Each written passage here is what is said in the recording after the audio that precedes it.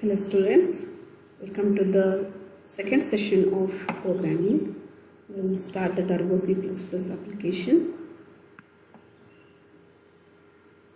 Okay, so the program is already open. If you want to open a new program, already saved program, you can go to File, Open. See here all the list of programs will be visible.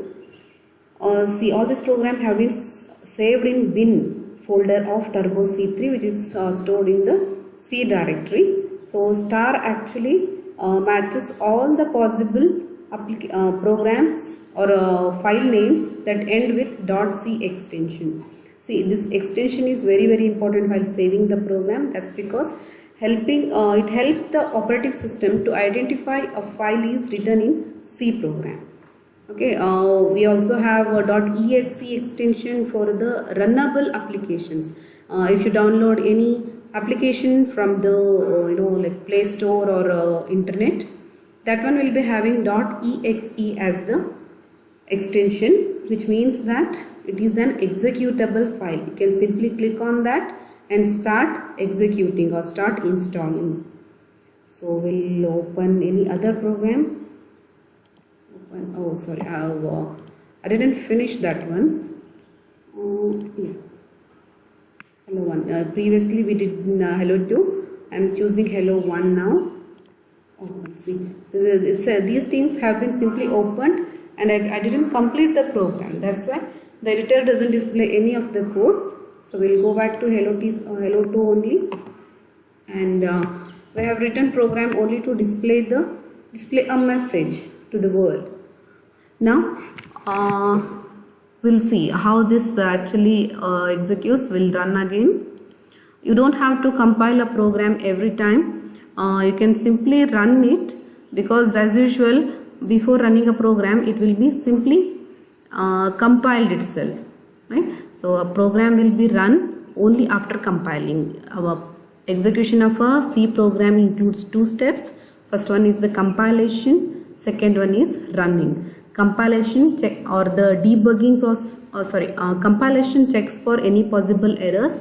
If at all any errors are there, the error messages will be displayed and it will not be run until you remove all the errors, and the second step will be running.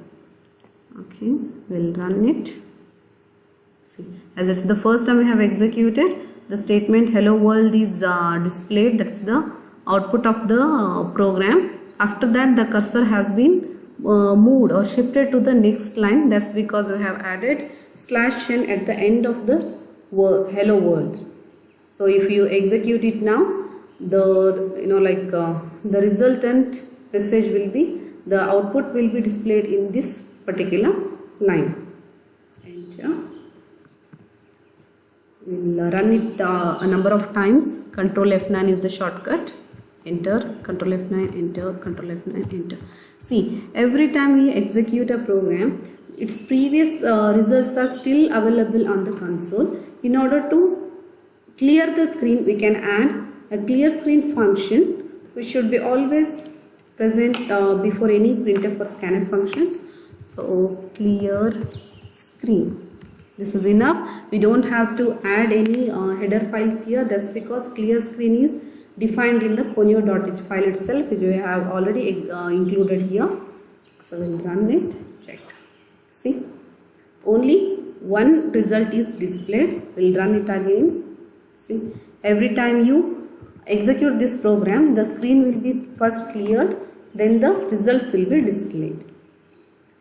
Now after this we'll write a new program for adding two numbers, as I have already explained. If your program is for adding two integers, only integer values are enough, but your program is about writing a C program for adding two numbers.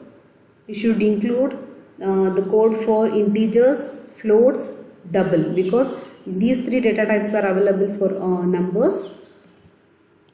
We'll save it first. See, F2 is the shortcut key for saving the program.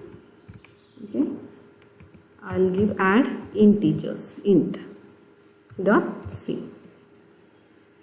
Okay, as we are reading in input from the user as well as displaying the output back on the screen, we should use hash include stdio dot h, and will surely be in need of get ch and clear screen. That's why I'll be including conio.h here.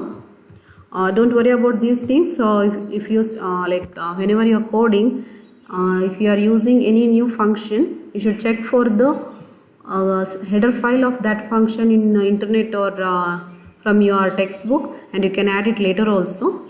It's not compulsory to by heart these things. Void main. See, main is a function, that's why a pair of brackets will be appended at the end of main function. This is the format of any function. First, you should have a return type here. Void means it is not returning anything. Main is the function name, and these things are needed for passing the parameters. Here we are not passing any parameter, so it is empty here. I need two variables because addition is a binary operation. So we need two variables. As we are adding only integer values, these two variables will be enough, which are of integer data type. I need one more variable to store the result. That's why I'll be going for C, or you can some useful names like sum. Okay, now after declaring the variables, we can start with the logic. Then C equal to A plus B. So the logic is only adding two numbers, so it's done here. So our result will be ready in C. We need to print it. Function names and variable names should be in a small case only. So printf the result of A and B is equal to %d. This %d acts as a placeholder. Like I've already said you, like whatever written in within the double quote will be displayed direct as it is in the console or the output screen. But here, as we are passing a value should be read. That is C, value stored in C should be placed over here, which is not ready now. So we'll pass the variable here. Right? Value of C will be displayed at the place of %d in our output screen. Okay, at the end of that I'll be adding get ch. Okay, we'll directly run it. We'll see whether the compilation does performed or not. See, compilation is also done. There is an error, so it's not executed. Undefined symbol C. See, I have declared sum as the variable and I have used C here. That's why there is a problem here. I can go for sum. Okay. And here also we need to change, because sum is a variable which is actually storing the value of addition. Sum, done. We'll run it now. See. The result is something like we call it as a garbage value, because we have not mentioned any value in a variable A and B. See, these are variables.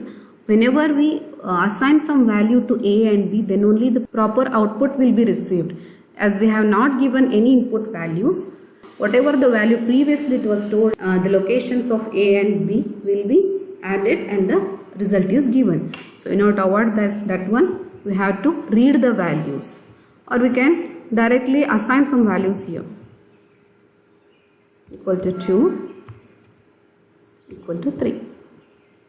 Control F9, 5. So 5 is the result. Oh, I didn't add this clear screen function. Okay, so 5 is the result. Now our program is working fine, but it is a static one. When how many number of times you execute your program, the result will always be 5 only. In order to avoid that one, we can add some flexibility to it. That is, we'll ask the user himself to give the values for A and B. That is using scanf. Scanf percentage d for integers, and an ampersand function should be used.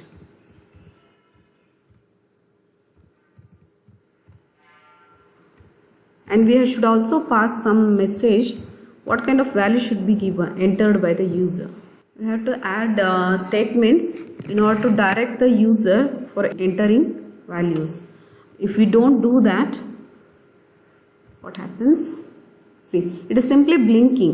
It is not even executing the program, or not it is saying anything. If you add values 4 and 5, the result is available. It is working fine, but it should instruct us to enter the values, right? For that, we'll add some print functions. Enter the value for A.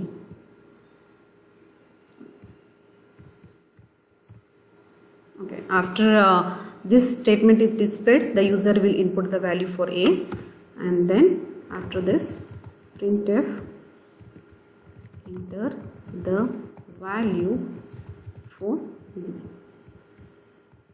Oh, sorry. Now I'll execute that one. Enter value for A, that is 9. Enter value for B, 45. Okay, done. So 9 plus 45, is it 54? Yes, it is right. So our program is working fine, but the output is clumsy. In order to avoid that one, we'll add some clear screen here. Clear screen should be added after declaration of the variables. So clear screen. Okay, you can see. Done. The value for A4, 9. 30, it's working fine. Here there is still a problem that immediately after A, some like a space or the colon should be present, so that it is clearly visible. If anybody sees your screen directly, he or she will read it as A4 and B9. Just to avoid that, I can add space colon for more readability. Space colon space 2